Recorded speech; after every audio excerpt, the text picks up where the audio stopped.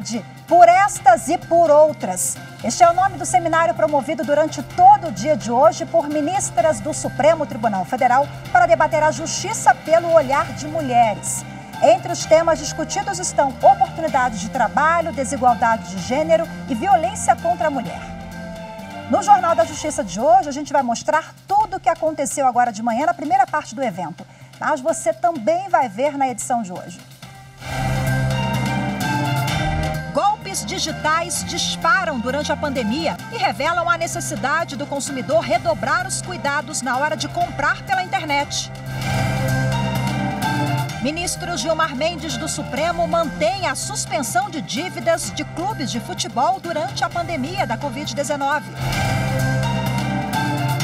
E ainda, na reportagem dos 130 anos do STF na Era da República, a trajetória e o importante papel das mulheres que chegaram ao Supremo e como a presença delas modificou o ambiente que, por uma centena de anos, foi totalmente dominado pelos homens. As proximidades do plenário do Supremo, por exemplo, precisaram ser transformadas porque o espaço não tinha um banheiro feminino.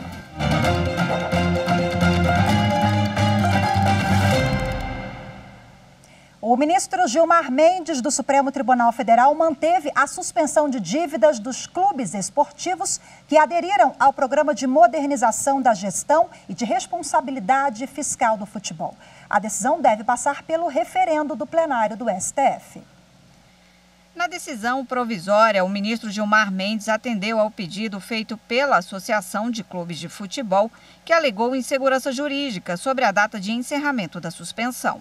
Segundo a associação, o artigo da lei que suspendeu os pagamentos durante a pandemia gerou insegurança jurídica, porque relacionou a suspensão a um decreto legislativo que fixou o estado de calamidade pública no Brasil até o próximo dia 31 de dezembro. A associação argumentou ainda que os clubes sofreram fortes impactos durante a pandemia, com o cancelamento de jogos e a falta ou limitação de público nas partidas. Ao atender o pedido, o ministro Gilmar Mendes afirmou que vincular uma data específica para a retomada do pagamento viola os princípios da legalidade, segurança jurídica, da não surpresa dos contribuintes e da isonomia. Isso porque os efeitos da pandemia não podiam ser previstos pelos clubes que aderiram ao parcelamento e vinham cumprindo o pagamento.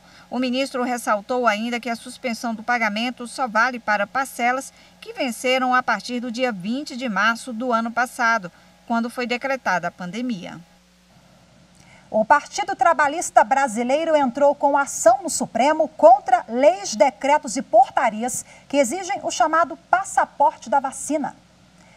O PTB questiona normas de 6 estados e um município que instituíram a obrigatoriedade de apresentação do cartão de vacinação contra a Covid-19 para entrada e permanência de pessoas em determinados locais públicos e privados.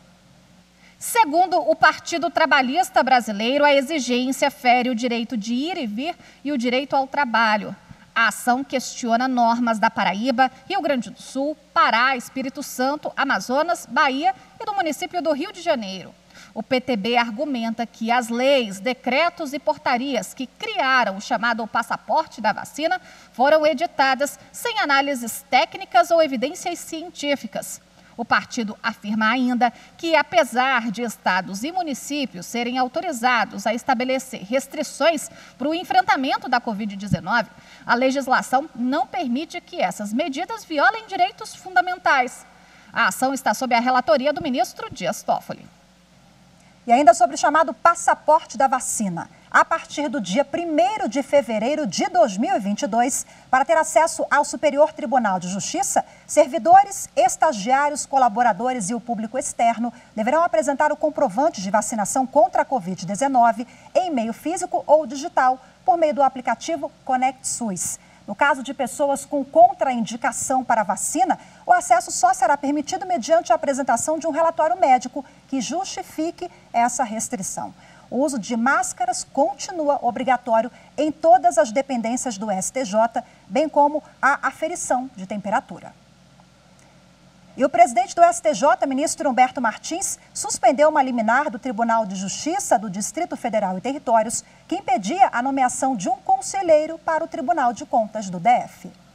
A decisão liminar do TJDFT foi proferida em mandado de segurança impetrado pela Associação Nacional dos Auditores dos Tribunais de Contas do Brasil, por meio do qual se questionou uma possível nomeação de pessoa não oriunda da carreira de conselheiro substituto do TCDF, em razão de não existir atualmente no órgão auditores aptos a assumir a função. Segundo a associação, como o conselheiro que se aposentou ocupava a vaga destinada aos conselheiros substitutos, não seria possível indicar pessoa estranha aos quadros da Corte de Contas para o cargo. O TJDFT considerou que a indicação de pessoa não integrante da carreira de auditoria para a vaga cativa da classe violaria a separação de poderes e prejudicaria o exercício do controle externo pelo TCDF. Mas, para o presidente do STJ, ministro Humberto Martins, a liminar do TJDFT, ao deixar em aberto a vaga de conselheiro até futura conclusão de concurso público para a carreira de auditor do Tribunal de Contas do DF, além de não considerar outros efeitos negativos da decisão, causa lesão à ordem pública por invadir a esfera administrativa e substituir o executivo na solução dada ao caso. Além disso, prejudica também a prestação do serviço público de controle, função principal da Corte de Contas, cujas atribuições são centrais para a governança da administração pública do DF. E na próxima segunda-feira, o presidente do Tribunal Superior Eleitoral, o ministro Luiz Roberto Barroso, e a equipe técnica do TSE vão visitar a fábrica de urnas da Borel, no Distrito Industrial de Manaus, no Amazonas. Eles vão conhecer o espaço e, ao final, o ministro vai dar uma entrevista coletiva às 11h30 da manhã. Para participar, o jornalista deve preencher até a tarde desta sexta-feira um cadastro. Todas as informações estão lá no site do tribunal, que é tse.jus.br. E você vai ver a seguir quais as recomendações para evitar cair em golpes pela internet. Todos os detalhes daqui a pouquinho. Volto já.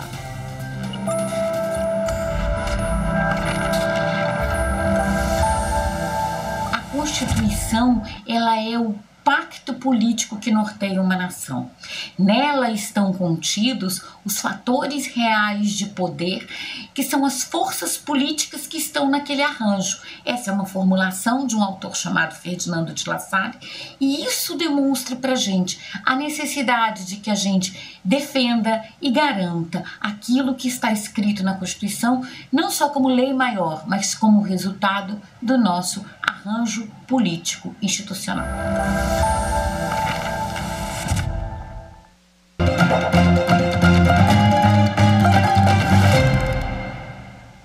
Fraudes digitais. Com a pandemia, o número de acessos às redes sociais e a sites de compra cresceu. E na mesma velocidade cresceu também os golpes pela internet. Só no primeiro semestre deste ano foram quase 2 milhões de ataques. Um aumento de mais de 15% em relação a 2020. O uruguaio Juan mora no Brasil há 24 anos e trabalha como guia de turismo. Em dezembro de 2019, ele foi vítima de um golpe e teve o WhatsApp clonado depois de receber uma ligação informando que ele tinha ganhado um jantar em um restaurante. Depois disso, Juan ficou por meses sem ter acesso ao aplicativo. Não me lembro de ter participado quase nada, só que esse era um restaurante que eu costumava ir. E me falou, aí o cara me disse aí que eu tinha ganho, depois me ligou e disse, você ganhou mesmo, eu precisava que você confirme nos números. E os números eram nada menos que os 6 números que aí iam aparecer na minha tela, por mensagem. E os números eram nada mais e nada menos que os números para ele poder roubar o WhatsApp. A partir daí, terminei a ligação com o cara e me toquei, mas que números são esses que eu digo? Quando o cara desligou, meu WhatsApp desapareceu. Eu não podia mais me comunicar com ninguém, ele tinha todos os meus contatos, ele podia se comunicar com as pessoas e eu fiquei sem WhatsApp. O golpe do WhatsApp clonado é um dos mais frequentes. Os criminosos conseguem ter acesso aos contatos das vítimas e pedir dinheiro se passando por elas. A criação de contas falsas em redes sociais, inclusive com a clonagem de estabelecimentos, hotéis e lojas virtuais, também é muito comum. As páginas falsas são utilizadas para a captação de dados pessoais e bancários dos consumidores. Outra modalidade de golpe digital da atualidade ocorre ao navegar por sites suspeitos ou ao clicar em links recebidos por e-mails não confiáveis. Nessas situações, sem se dar conta, a pessoa instala programas que vão dar acesso às informações privadas e dados pessoais e financeiros. Os golpes pela internet estão mais em evidência do que nunca. Isso porque a pandemia da Covid-19 atraiu ainda mais os consumidores para as compras virtuais. Se por um lado isso contribuiu para aumentar as vendas online, por outro, também abriu mais espaço para a ação dos criminosos. O indicador de tentativas de fraudes digitais da Serasa Experian mostra que no Brasil foram registrados quase 2 milhões de ataques no primeiro semestre deste ano, um crescimento de 15,6% em relação a 2020.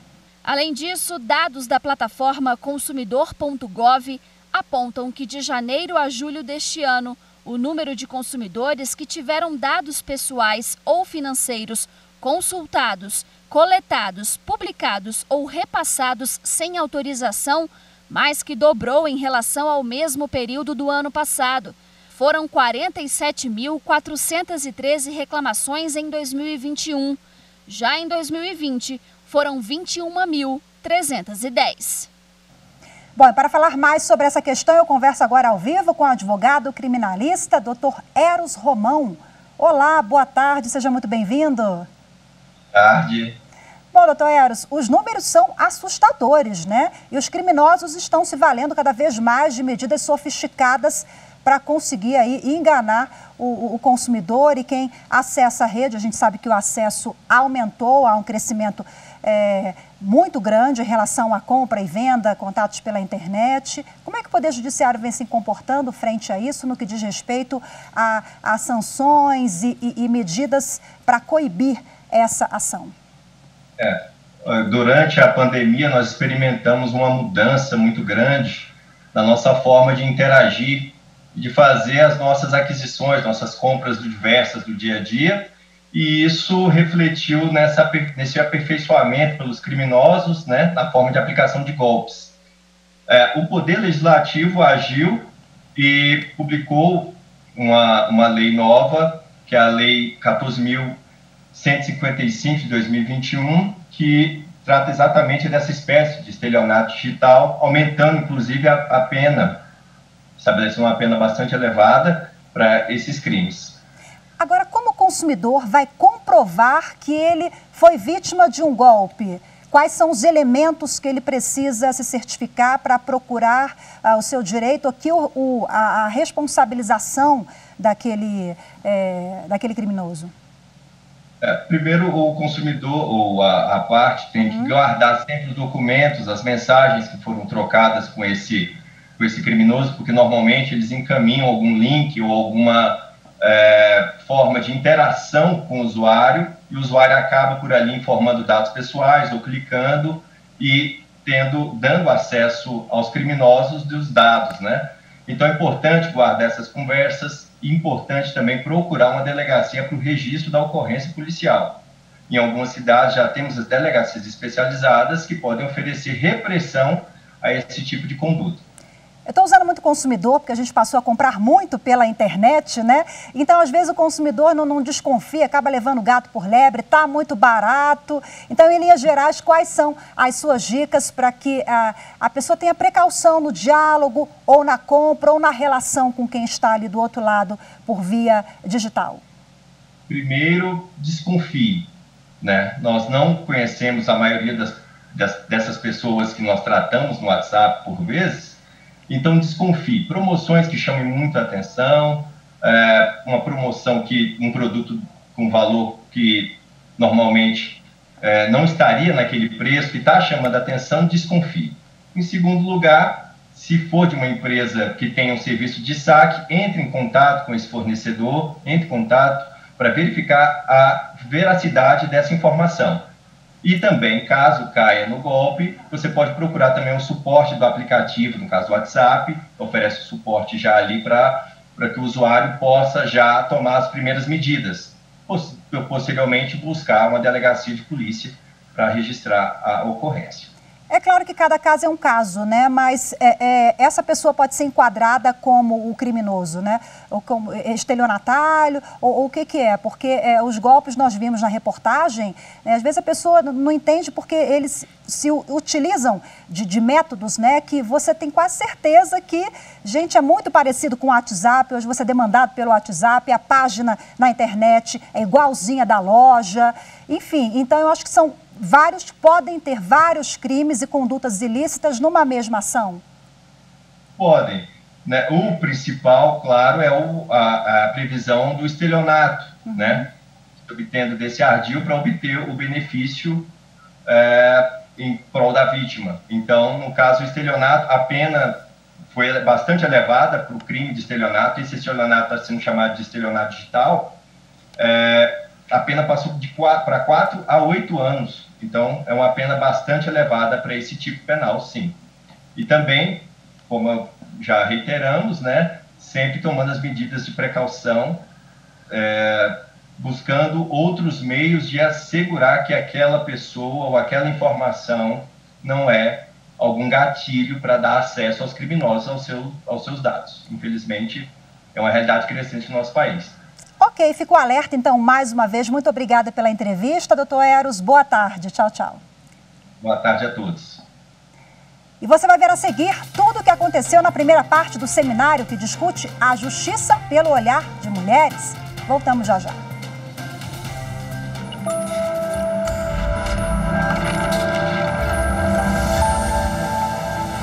A Constituição desempenha um papel central na democracia e na proteção dos direitos dos cidadãos, além de limitar os poderes dos governantes. A Constituição visa transformar a realidade social através de suas normas.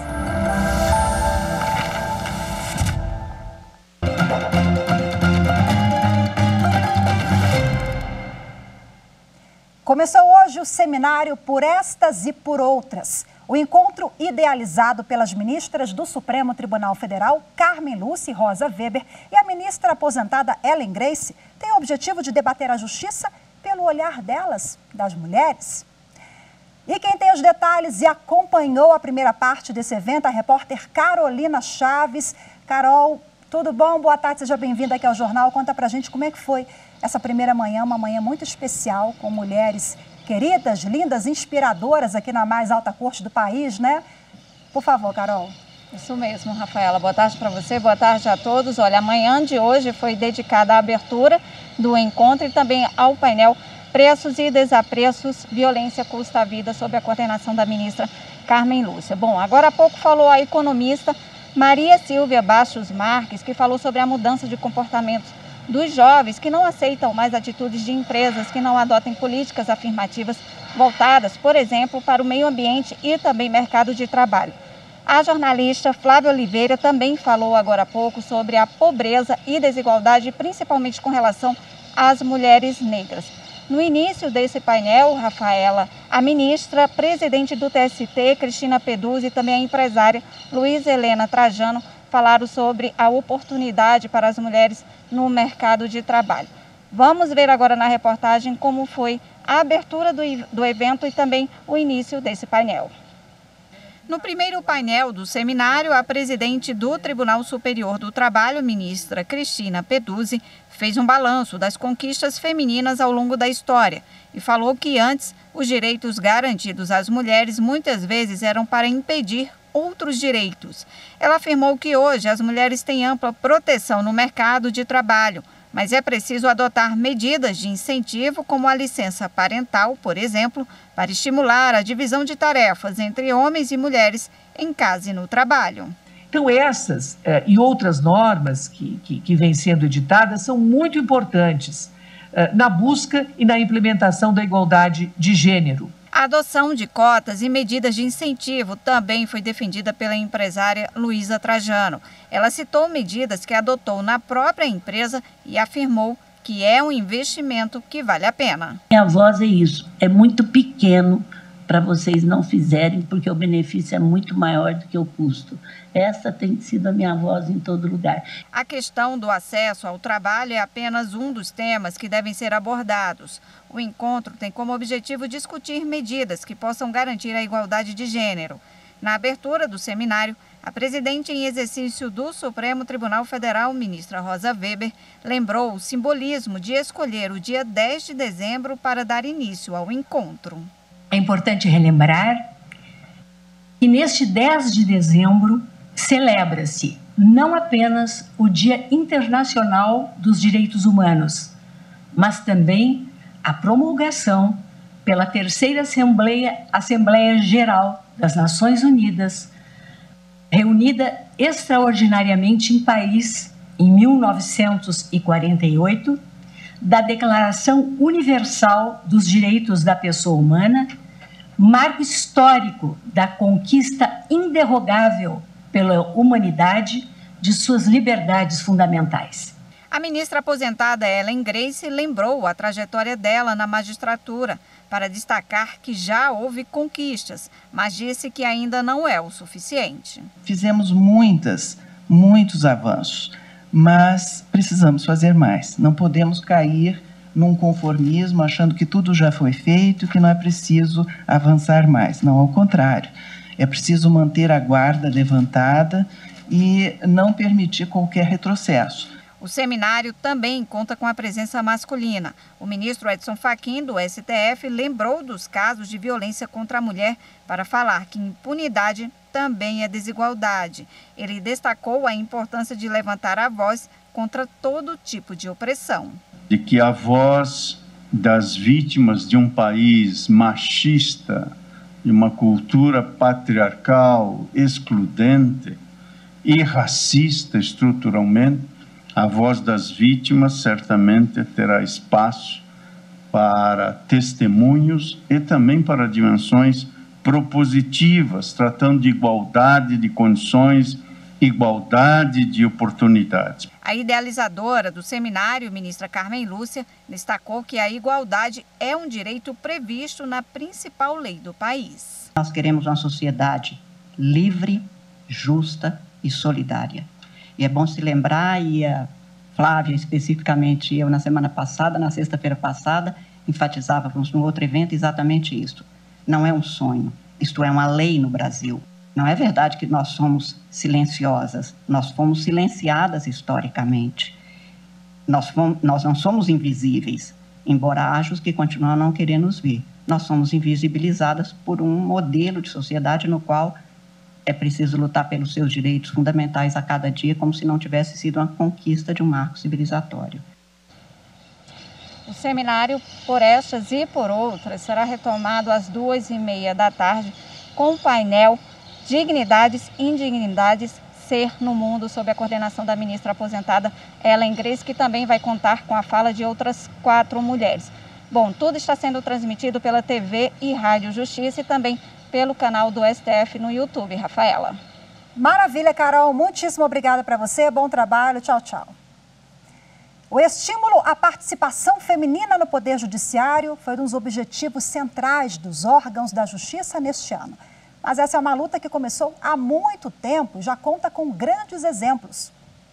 Hoje, na reportagem especial dos 130 anos do Supremo Tribunal Federal na Era da República, vamos falar das mulheres que chegaram à Suprema Corte do país e que servem de inspiração para todas aquelas que querem fazer carreira na magistratura.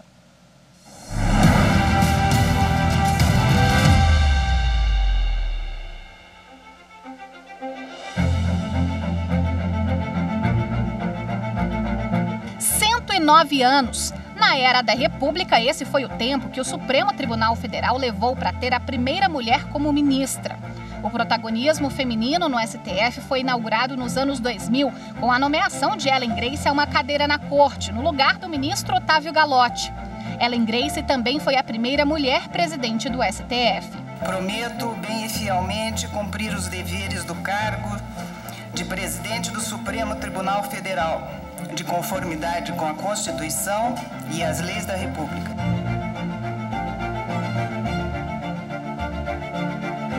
Em um ambiente ambiente dominado por mais de um século pela presença masculina, a chegada de uma ministra mulher significou uma revolução na justiça brasileira. A mudança vem desde a forma de olhar para os processos até questões simples do dia a dia. As proximidades do plenário do Supremo, por exemplo, precisaram ser transformadas porque o espaço não tinha um banheiro feminino. Em 2006, foi a vez de a ministra Carmen Lúcia ser nomeada para integrar o tribunal. Ela tomou posse em cerimônia cheia de simbolismo, presidida pela ministra Ellen Grace. A atuação de Carmen Lúcia foi marcada pelo pioneirismo. A primeira mulher a presidir o Tribunal Superior Eleitoral e a assumir a presidência da República pela linha sucessória. Um caminho que, segundo a própria ministra, faz questão de dizer, foi trilhado com a superação de muitos obstáculos e preconceito. O primeiro concurso que eu fiz, em 1982, uma banca examinadora, o professor de Direito Constitucional, disse o seguinte: dizem que a senhora é muito bom de serviço. Se for muito melhor, a senhora passa. Se for igual, nós preferimos homem. Isso só nós que sofremos o preconceito, porque o preconceito é um sofrimento, só nós podemos saber isso. Porque alguém acha que às vezes uma juíza deste tribunal não sofre preconceito. Mentira! Sofre. Não sofre igual, outros sofrem mais do que eu, mas sofrem aos que acham que estou aqui no lugar de mulher. Carmen Lúcia também quebrou um protocolo da corte. Foi a primeira a entrar de calça no plenário, 7 anos depois de as mulheres terem esse direito reconhecido. Em sessão plenária, em 2017, a ministra defendeu a atuação feminina em Supremas Cortes. Ela citou o estudo que apontou que magistradas mulheres de tribunais constitucionais são mais interrompidas do que os homens. A afirmação ocorreu após um debate sobre quem tinha direito à palavra. Foi feita agora uma pesquisa, já dei ciência, ministra Rosa, em todos os tribunais constitucionais onde há mulheres, o número de vezes em que as mulheres são aparteadas é 18 vezes maior. E vou dizer mais, a ministra Sotomayor, a Justice, me perguntou, e lá como é que é? Eu falei, lá em geral, eu e a ministra Rosa não nos deixam falar, então nós não somos interrompidas. Em 2011, a ministra Rosa Weber foi a terceira mulher a assumir vaga no STF. Com carreira consolidada na Justiça Trabalhista, ela foi nomeada para o lugar da ministra Ellen Grace. Atualmente, Weber é vice-presidente do Supremo e vai assumir a presidência da Corte no ano que vem. Além de vasta experiência na justiça eleitoral, por ter sido a primeira mulher a comandar o TSE em ano de eleições gerais, Rosa Weber tem uma atuação de destaque em temas polêmicos como o aborto, a criminalização da homofobia e da transfobia e outros temas envolvendo direitos humanos. Esses importantes estatutos das liberdades públicas reverberaram em conjuntura histórica de tempos especialmente sombrios, a repulsa à degradação da condição humana e às atrocidades que dela sempre decorrem, em respeito à necessidade de fazer prevalecer a ideia essencial de que cada indivíduo é detentor de igual dignidade e senhor de direitos e liberdades inalienáveis, entre os quais o direito à vida, o direito à liberdade, o direito à segurança em sua projeção global, e o direito a ter direitos. Nos 130 anos do Supremo Tribunal Federal na República, Ellen Grace, Carmen Lúcia e Rosa Weber já deixaram os nomes gravados na história, como pioneiras na luta por um judiciário mais igualitário.